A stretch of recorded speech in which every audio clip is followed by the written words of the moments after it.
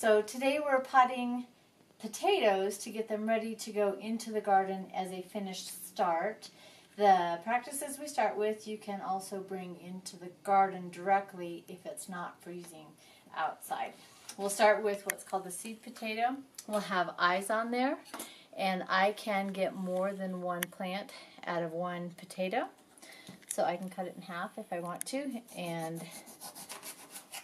then I'll have two starts if I want.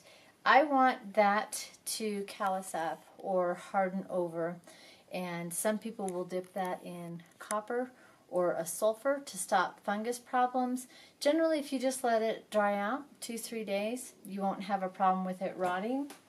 This was one that had dried out for a couple days, and then we pulled it for today's exercise, and it even shows a little bit of root hair right there from being in the soil. So we pulled it out to show how to stick it in we use a pot now because we're still freezing outside.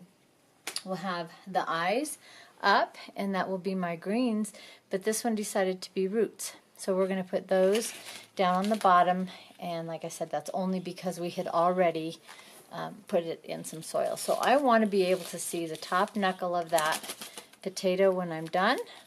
So it needs to be just above ground slightly. And water it. Don't keep it too saturated or you'll smell the rotten potato. But if we get it done right, we'll have, this was one that was done just as easily, and there's his knuckles. I can see his knuckles, and it through the start. This one is about maybe 3-4 weeks old.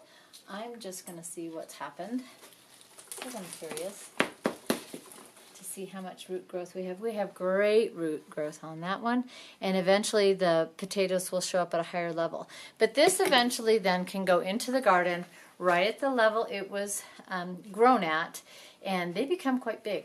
It'll be about a 3-foot plant, and potatoes are prone to aphids.